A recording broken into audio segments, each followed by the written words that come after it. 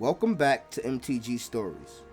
This time, we follow the adventures of Narfi, Betrayer King. After he met with his loyalists inside the frozen throne room, they set out to find the legendary dragon Ebendeth, Dracolich, and the ancient magic, Doomscar. The king and his loyalists set out from the frozen kingdom into the faceless haven, a place that was both everywhere and nowhere all at once. Even more peculiar, his guide seemed to know where everything wasn't and where nothing seemed to be. Not long after they set out, they immediately found the ancient magic that was forever lost. Before the king could even question how he acquired such powerful magic so fast, the owl came back, eyes glowing, and ordered the king to prepare the Doomscar. Your Majesty, I was under the impression this journey would take an eternity. It's already inconceivable that we've acquired such an ancient spell, but how does he expect us to be able to use such powerful magic so soon? Besides, I don't see a living thing out here.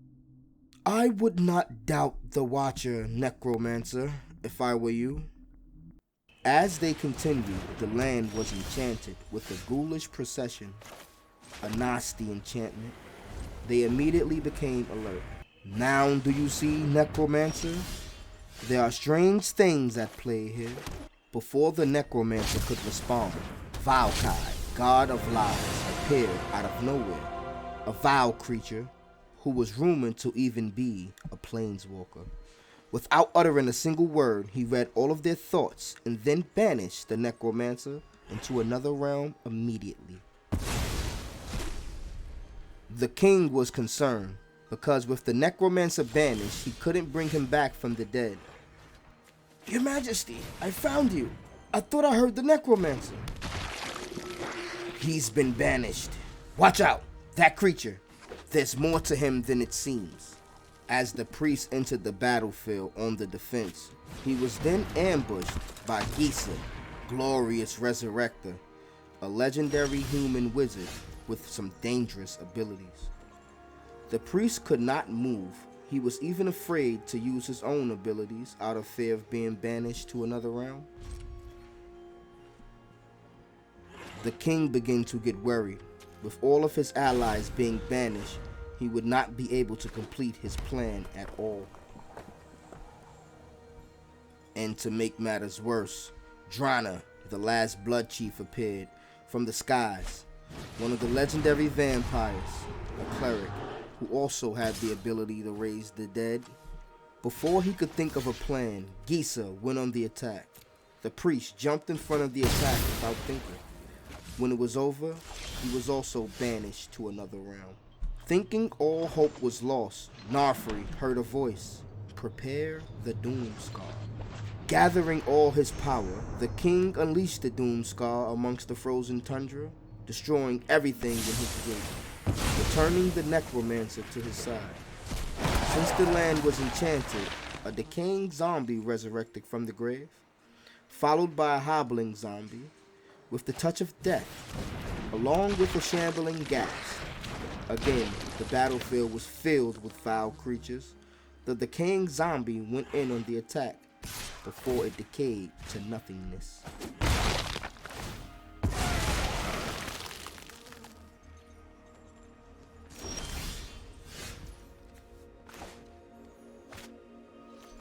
The king used magic, faithful mending, casting himself along with the Watcher to the underworld.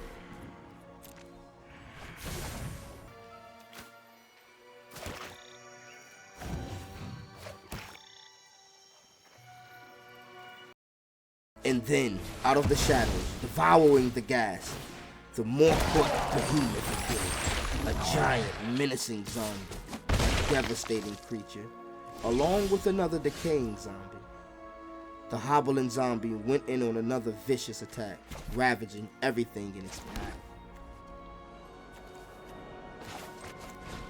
The Necromancer then summoned all of its magic and used some powerful sorcery. Blood on the snow.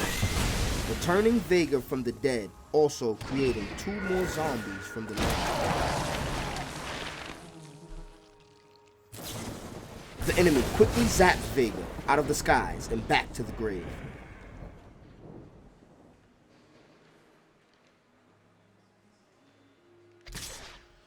One of the zombies go on another ravaging attack before they again come to nothingness. The king waited to make his move from beyond the grave. Then the painter entered the battlefield. At that moment, the king resurrected himself from the grave, angry and ready for revenge.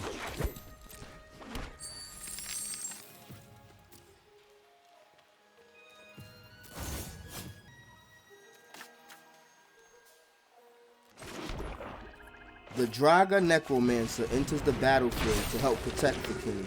The king goes in on the assault. The enemies evade.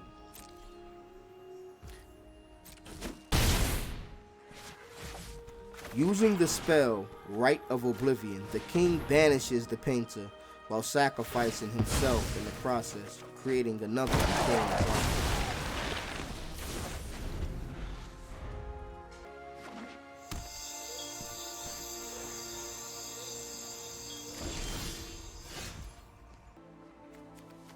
The king uses the powers of the Faceless Haven to go on the offensive.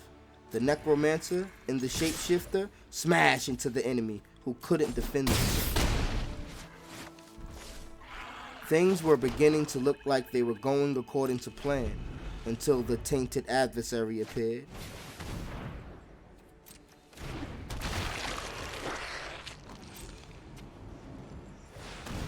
Summoning the horde of zombies behind him. The king once again resurrected himself from the grave.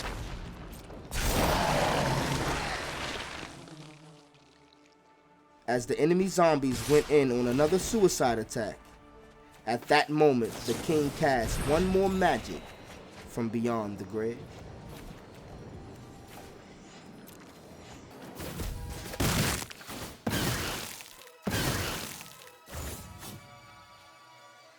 Full of rage, the Draga used that powerful magic once again, blood on the snow.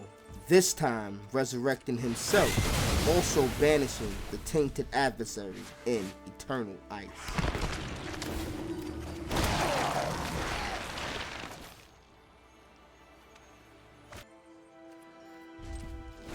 Another vampire appeared, the waste-gassed region, flying above in the skies, protected by a wall, and also it was enchanted.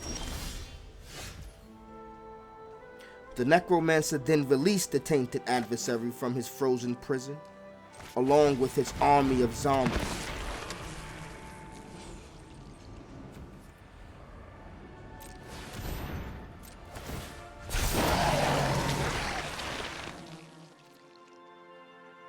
He then goes in on the attack.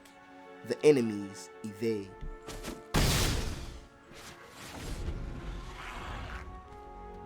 Then another vampire appeared, the Slaughter Specialist, who then ordered a human to fight on behalf of the king. Taking this as an insult, the king resurrects himself from the grave once again. He then used the power of the Faceless Haven to create a shapeshifter before finally casting that sorcery to exile the vampire while sacrificing the human that he came. He then ordered his newly acquired army to destroy the enemy once.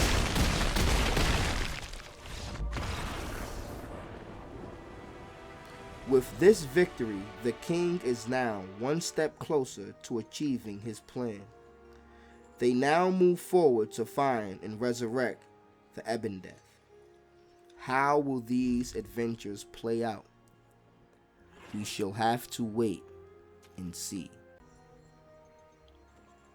Thanks for tuning in.